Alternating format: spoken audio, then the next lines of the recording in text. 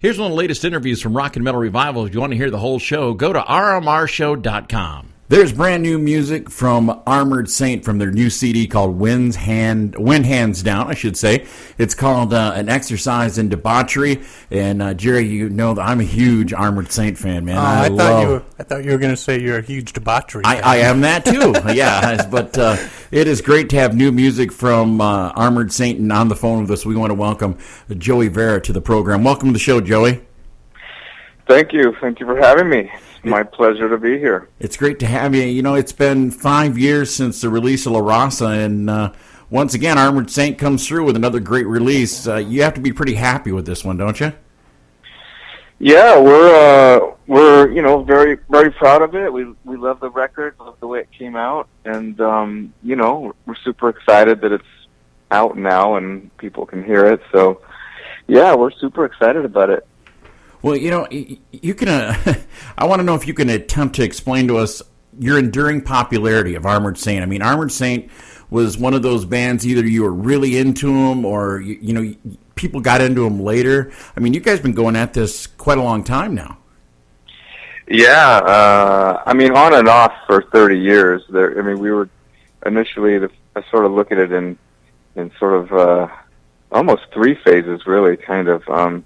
First phase was in the early 80s, and obviously put out several records through Chrysalis and so forth. And, that was like a 10, 12-year span that happened there. And then after Symbol of Salvation, obviously John left to join Anthrax, and he was with them for 12, 13 years. So he was with them a long time and made a lot of records with them. And during that time, we were pretty dormant and didn't do anything. And then we kind of reconvened in 2000 for Revelation, and that was sort of between Revelation and, I would say, La Raza, I guess, was kind of another on and off period because John was still in Anthrax until 2006. So, that was sort of off and on still, and we would, do some dates when we could, but then, the priority was obviously Anthrax, and so since he's not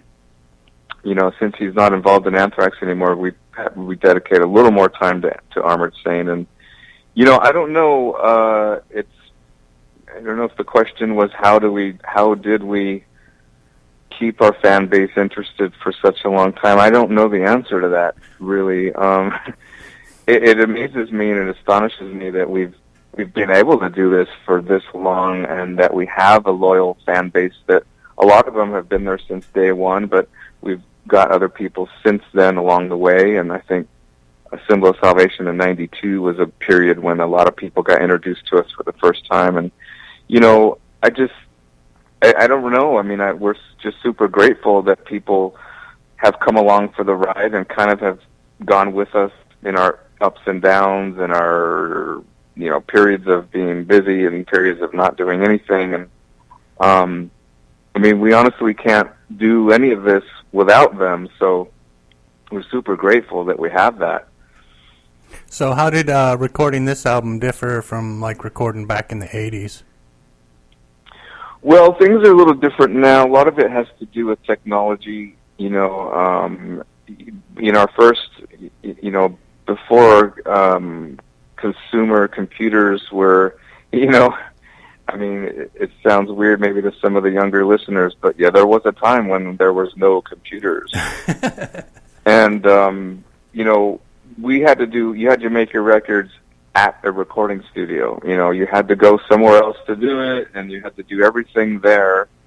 And, it was super expensive, and, it was a different time. And so the band in its nucleus in the heyday was, we'd all go to band practice and we'd all play in the same room, and that's how we'd even write songs. We wrote together in the same room, and we, would record all in the same room at the same time, and each guy would take turns or whatever, but we'd all be there, Mm-hmm. But nowadays, with the way technology is, the consumer and the sort of semi-pro can do really high quality stuff at home. Yeah. And so we work that way a lot because it's practical.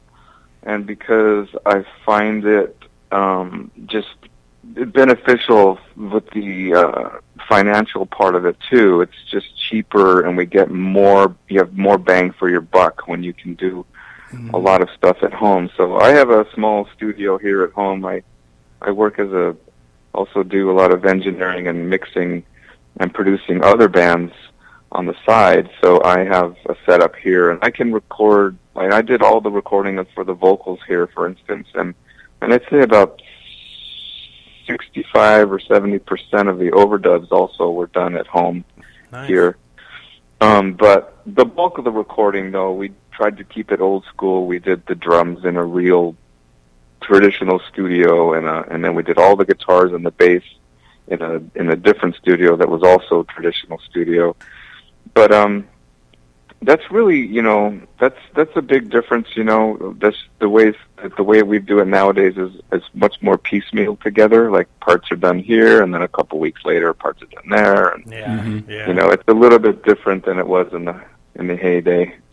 Joey, now a lot of bands from back in the heyday in the 80s are putting out new music and trying to get that classic sound back, but aren't getting it. But you and Armored Saint, you continually come out with kick-ass music, and I mean, real, music for the Armored Saint fans. How do you maintain that high standard? I don't know. I wish there was this formula I could tell you about, but I don't have it. It's just, I guess it's just inherent in us. But it's funny because more than ever, people are asking us that now, like more than ever than before. And it seems strange to me that I'm getting this question a lot right now. But I think that maybe part of it is that when we were writing this record in the very beginning stages, we had a conversation, John and I, about it, and I'll give you just insight into what our thought process was in the very beginning. And it's not that different, actually, every record, to be honest with you, but this is kind of how the conversation goes. But first and foremost, let me say that at the bottom line of all of it, our ultimate goal in the end is that we just want to write really good songs. We're not so much concerned about like making impressions on anybody or making songs like difficult to play, or be flashy or any of that stuff. The bottom line for us is it has to be good music and good songs, great melodies. It's got to showcase John's voice really well, and it's got to have great riffs and places for, ripping guitar leads. And then but at the end of the day, they got to be good songs. And that being said, we also say to ourselves, well, let's, this time we want to challenge ourselves a little more than we have in the past.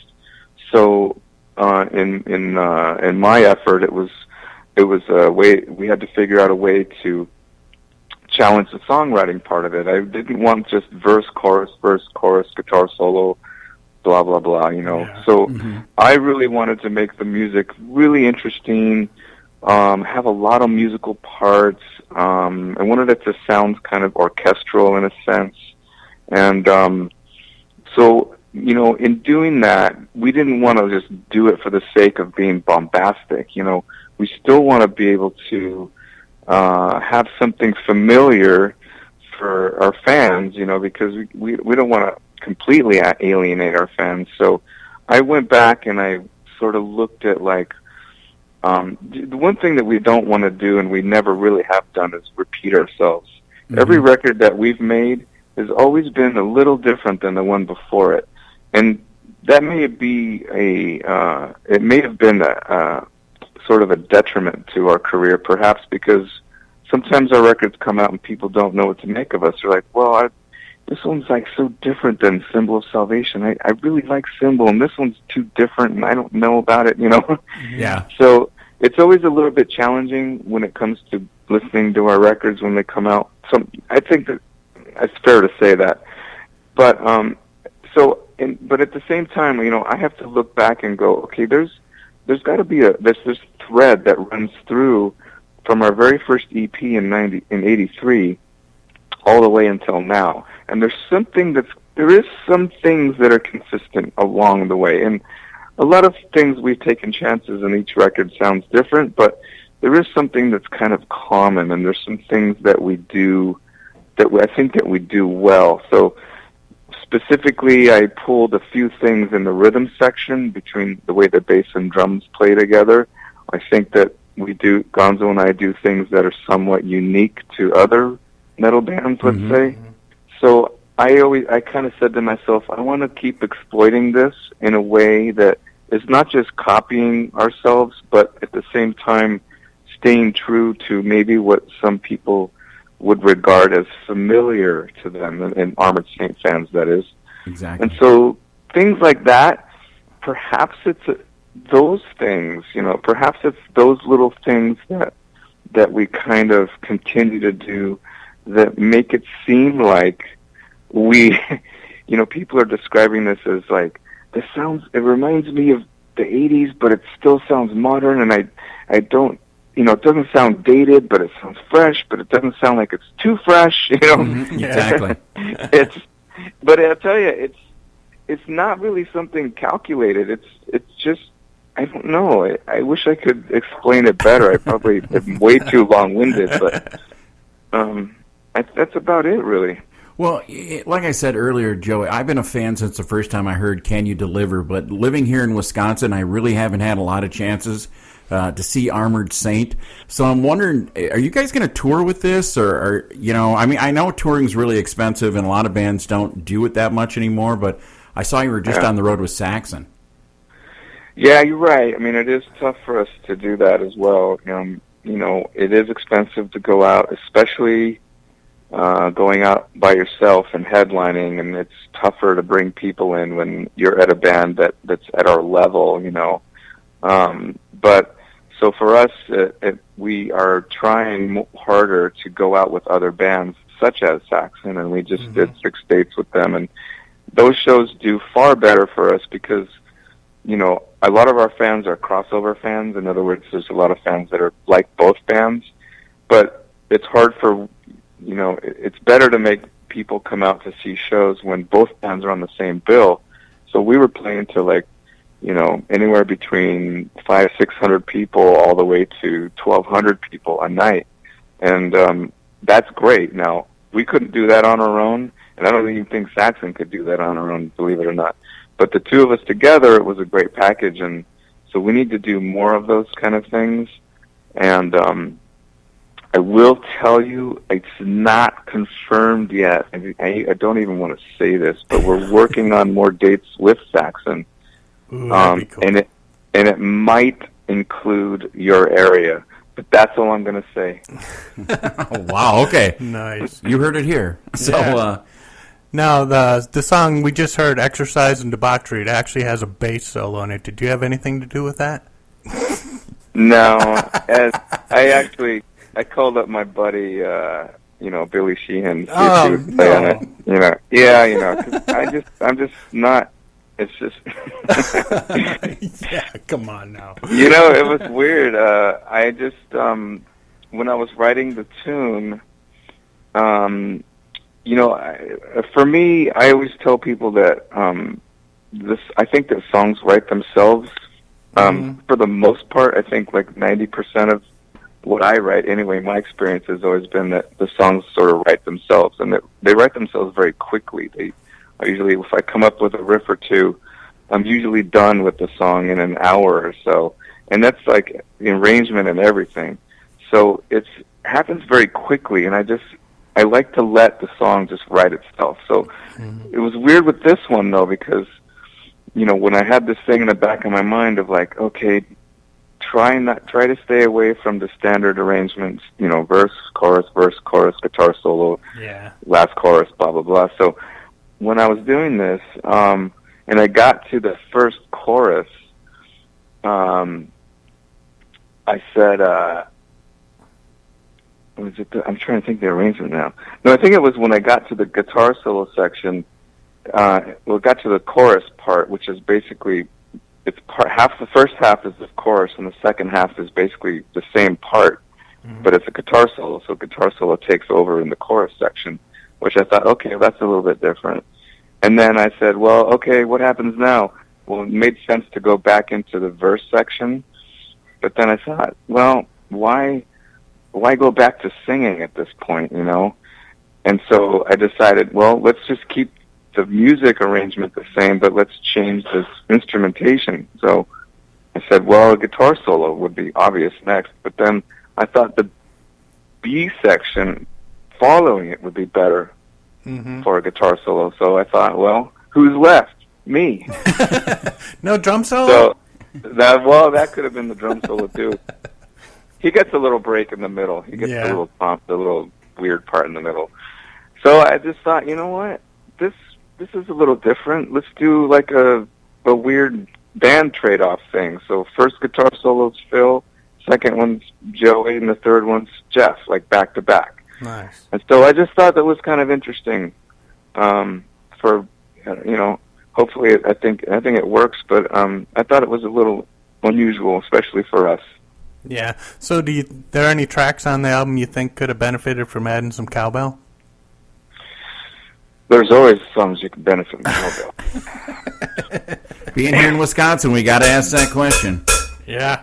Oh, you even have one. That's great. Yeah, we start every show just like Mississippi Queen. Great. So, what's that? I said that's great. It is. We love the cowbell. Now we're going to play another track off the new Win Hands Down CD. And Joey, this one's called Muscle Memory. Tell us a little bit about this track as we get on out of here. Well, let's see. This is another one that I wanted to sort of take chances with and experiment with the arrangement. And so as a result, it's a little on the long side, at least for Armored Saint, it's a little on the long side. So it's, but I had fun with the arrangement on this. I like the fact that I played with different sections of the song, and I just changed the voicings and the chord changes. It makes it sound like they're different parts, but they're really not. So this one was a lot of fun writing, and I think that when John came in after I wrote the music, and he wrote these lyrics, and they're very personal to him. One thing about this record and John is that he really wore his heart on his sleeve a lot more than he ever has in the past, and a lot of the stuff is really coming from places that are deeper inside of him than before. Even if the stories are somewhat fictional, he's still really putting a lot into it. And this song is a little more personal for him, and it's just has a lot to do with knowing what you have in life, holding it close, making yourself the best person you can be, because life is very short.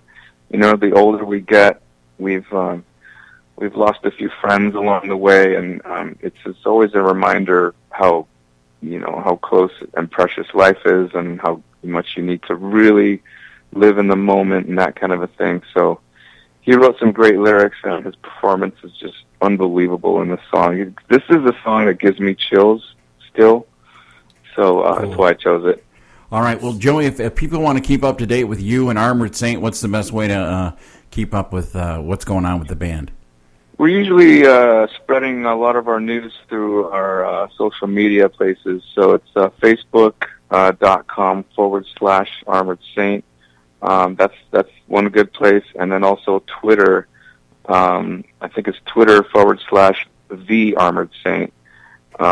And you can get all that info there for Armored Saint. And you can also get directed to those places through my own website, which is just Joey-Vera.com, and I have all those places linked to the other places for Saint and other stuff. So those are the two places. You can also get a lot of information for us, including like where to get our stuff. Like special packages and merchandise and stuff. We have like this really cool new merchandise store that we just opened through Metal Blade. So you go to metalblade.com/Armored Saint, and we have this cool web store. We have a bunch of we reissued a bunch of old vintage T-shirts from the Chrysalis Nice. years. Cool. Yeah, there's really cool stuff there. So people can get info for touring or for anything there. So that's another good place. All right, well, Joey Vera, we are very proud to have you on the show today. We're going to get on out of here with Muscle Memory, and hopefully we'll confirm those dates up here real soon. Yeah, I mean, you'll hear about it. We're usually pretty good about blasting the info as soon as we get it confirmed, and I hope to have it done in the next week. So keep an eye out for that. To catch the whole show of Rock and Metal Revival, all you have to do is check it out on these affiliates.